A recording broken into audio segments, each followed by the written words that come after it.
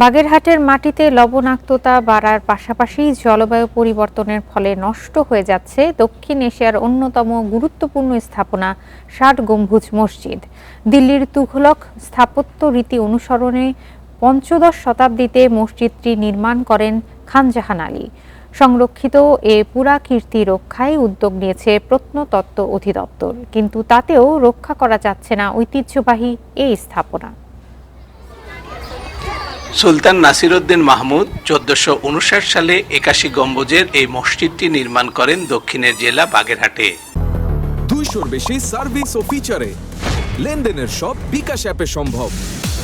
৬০ গম্বুজ মসজিদ হিসাবে পরিচিত প্রায় ৬০০ বছরের পুরনো ধর্মীয় এ স্থাপনাটি ১৯৮৫ সালে বিশ্ব ঐতিহ্যের তালিকায় জায়গা করে নেয়। ইটের তৈরি মসজিদটি সে সময় থেকেই বিশেষ যত্নে রাখার চেষ্টা করছে প্রত্নতত্ত্ব অধিদপ্তর, কিন্তু লবণাক্ত মাটি আর জলবায়ু পরিবর্তনে নষ্ট হচ্ছে দেয়াল সহ বিভিন্ন অংশ। পারিপার্শ্বিক কারণে এবং অত্র অঞ্চলের এই লবণাক্ততার কারণে মসজিদে লবণাক্ততা, ফাঙ্গাস, মস এই সমস্ত কারণে অনেক সময় ক্ষতিগ্রস্ত হয়। তো সেগুলো আমাদের প্রত্নতত্ত্ব অধিদপ্তরের রাসায়নিক পরিচর্যার কারণে এগুলো আমরা সুরক্ষিত করি এবং এই কাজটি নিয়মিত হয়ে থাকে।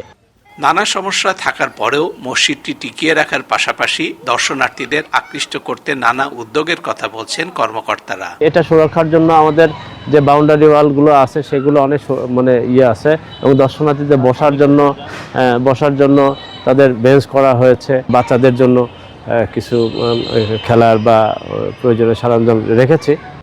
প্রাচীন এই মসজিদটি সংরক্ষণের দাবি দেশের বিভিন্ন এলাকা থেকে আসা দর্শনার্থীদেরও। ইটগুলোতে লোনা ধরে গেছে, ক্ষয়প্রাপ্ত হয়ে গেছে।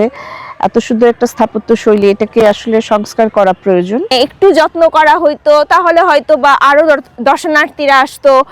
বেষ্টনী প্রাচীরে ঘেরা মসজিদটির উপরে ৭৭টি এবং ৪ কোণায় ৪টি গম্বুজ রয়েছে, আর মূল দরজাটি প্রায় ৩ মিটার প্রশস্ত। Hasibur Rahman, independent news, Bagerhat.